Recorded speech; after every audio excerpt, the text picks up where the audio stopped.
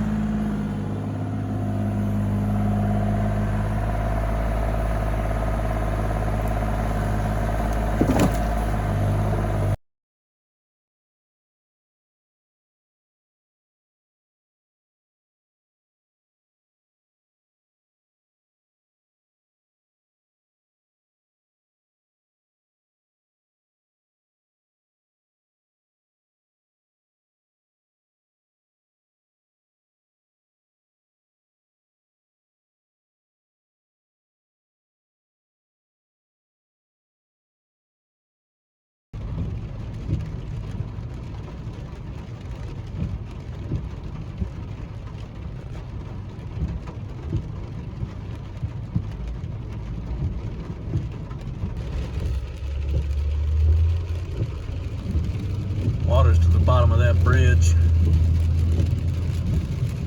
We got more inches coming.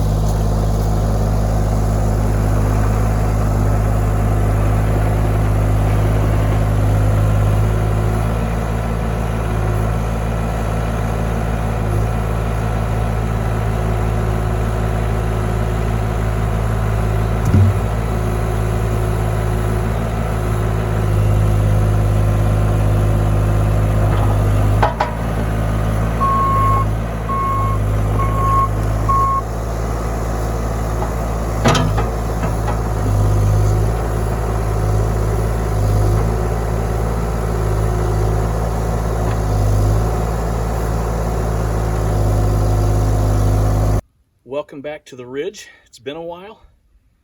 Gonna work on the sawmill today. I got a PM to do, change the oil, check level, adjust blade guides, those kind of things. But it's great to actually be at this position. I got all my logs hauled up for this next batch of milling, and we're gonna get some of that done today as well. I haven't really been out here doing much work because we've had so much rain.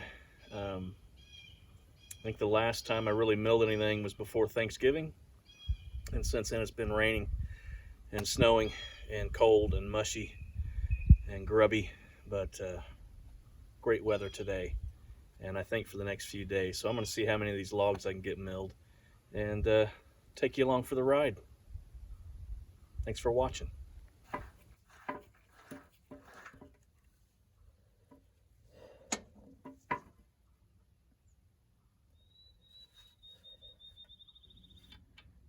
Doesn't look too bad.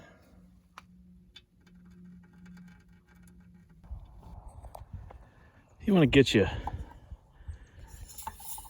one of these funnels. They help out with a lot of different engines where shit's hard to get a fill in. So anyway, this is boring, I know.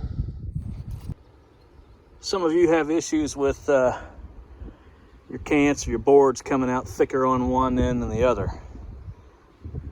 This is the way that you keep that from happening. And not knocking on you, but some of you just might not know a lot of things about some of the things you got to know about, mechanical skills. So here's a lesson on levels.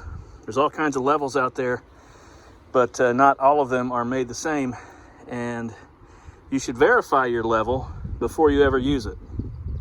You can compare a level to a level and look at the bubbles. I've seen them where the bubbles are off level to level.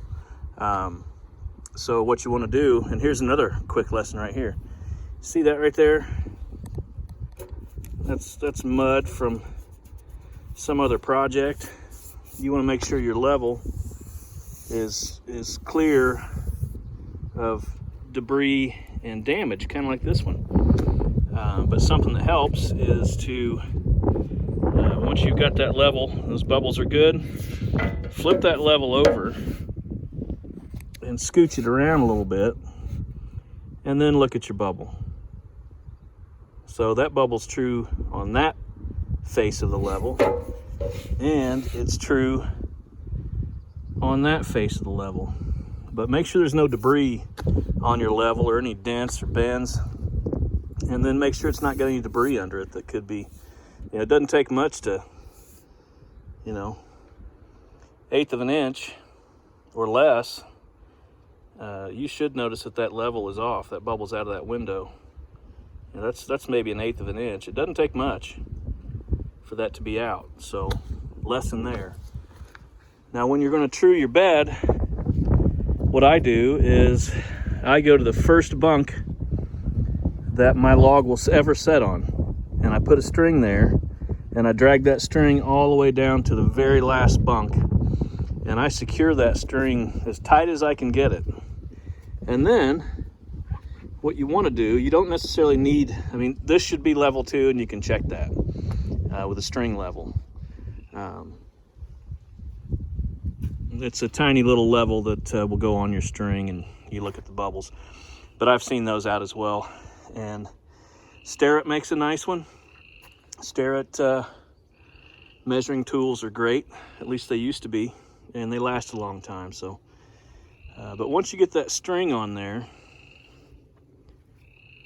it will be flush, should be flush and tight with no gap underneath of it at each end.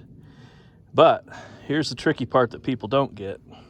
When you bring in anything under that string and you're looking to make it level, you want to see just the slightest tiniest little bit of light under there. Would that make a belly if it's something incredibly critical? Yes. But if you don't have that little light showing up under that string, and I'm just talking about the tiniest amount, you can get a proud point that you don't even notice. Granted, it's touching and the other one's touching, but this one might be higher than that one or the adjacent one. So all down through here, I want to see just a little bit of light under each one of these, and eventually your eyeball will get good and you'll notice that. Now these are kind of domed and damaged, but for the most part this will get you there. Certainly when you're milling when you're milling rough lumber. Another option besides using string is if you've got a laser level.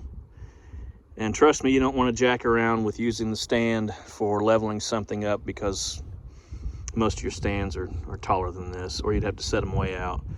And frankly, this Milwaukee laser level is really nice for light construction or things like this. But what works is get a piece of 2-inch steel angle, about 4 feet long, and you can drive that in the ground and then use that magnetic base. And then you can shoot that line high or low.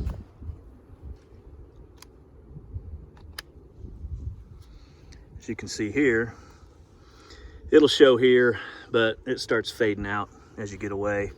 plus it's, you know, kind of sunny out. But the idea would be to bring this laser up to there at the very top or at the bottom. I just wanted to show you some options you have.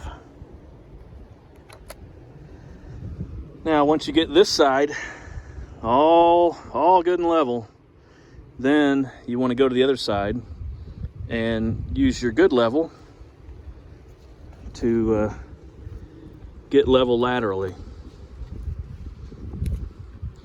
You don't need to do a string on this side, just one side. And when I just go through and I loosen all of the top nuts, I'll take them up 1/4 of an inch or more. And then I'll use the bottom nut to raise it if I need to, or I might need to loosen that bottom nut and then drive it down with that top nut. But run your level, just like I got there, on all the bunks after you've done the string, and you will have a level mill bed. And another thing too is, it depends on the thickness of wood you're cutting. If you're cutting some big beams, it's not going to do much. But as you shrink that dimension by taking material off, that board can creep up or it can creep down if there's tension in it. So what I do is I've got some extra bunks, and I'll put a bunk under that end when I first start milling that log. Depending on how I place it and how big it is, I might put a bunk under this end of it. And it also helps you, you know, using your toe board, finding center of pith on that log. But if you've got an extra bunk, or if you don't, you could mill one and just set that under the log at its very end, and that'll help.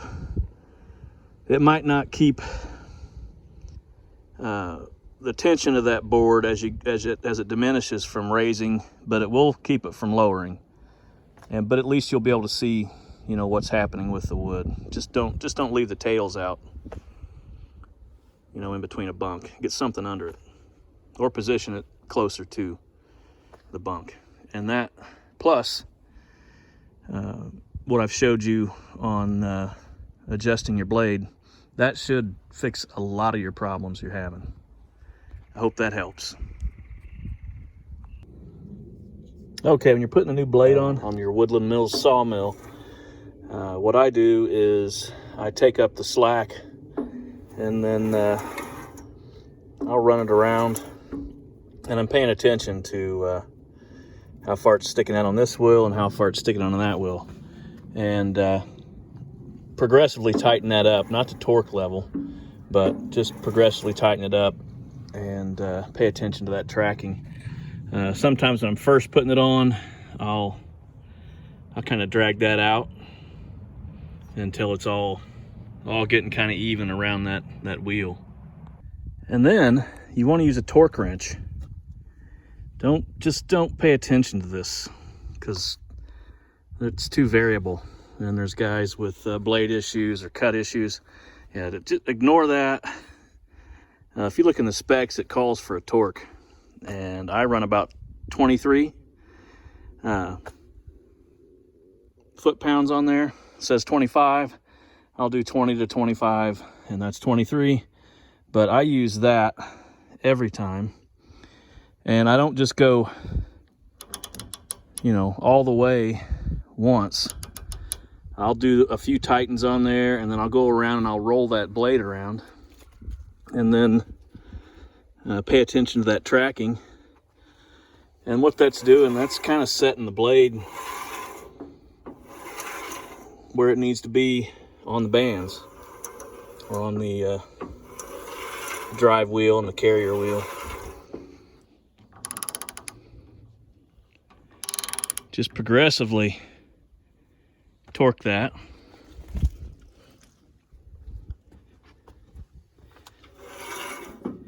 Roll that band around. Pay attention to your tracking. And I've got about as much here as I have over there. And I've had this been milling on it solid for a year, and I haven't had to make any adjustments on the drive wheel. or the follower wheel.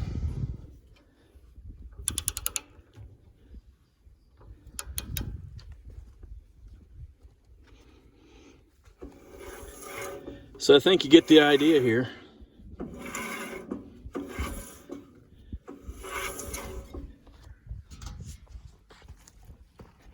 I know some of y'all don't have a background in mechanics, but I thought this might help you.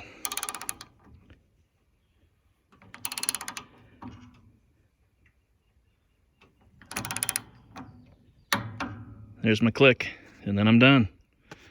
So that's set to 23 foot-pounds.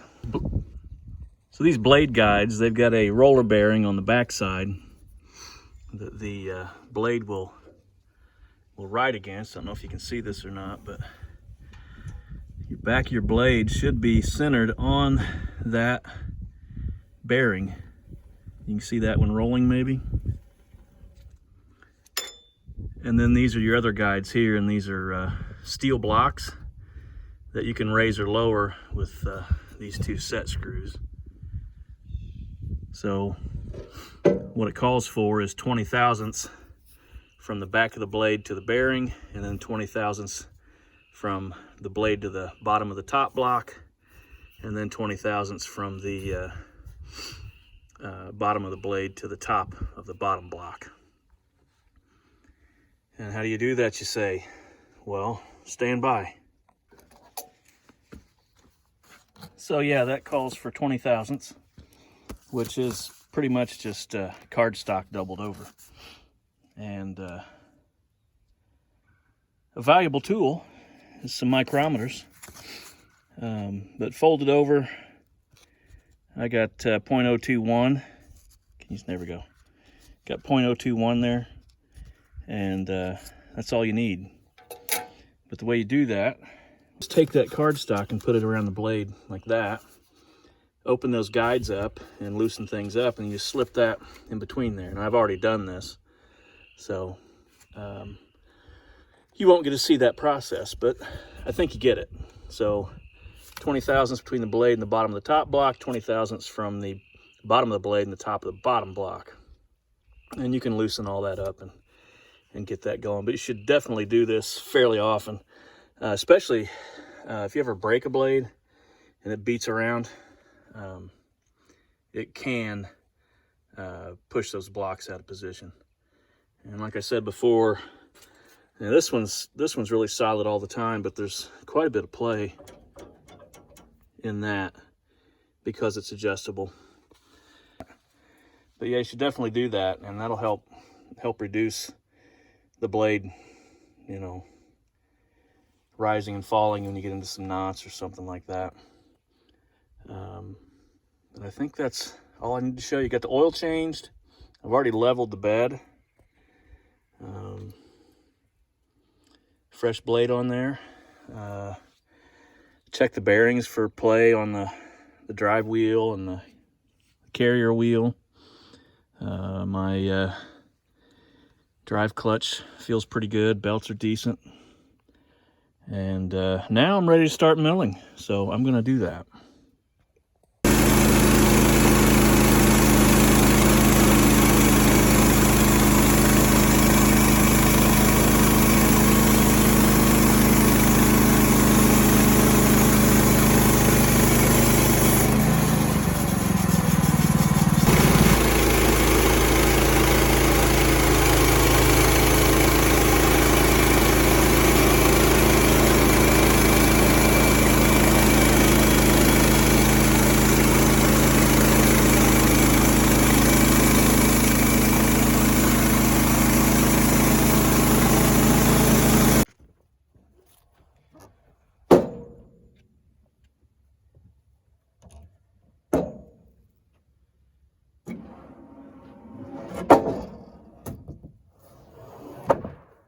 Tube of 6.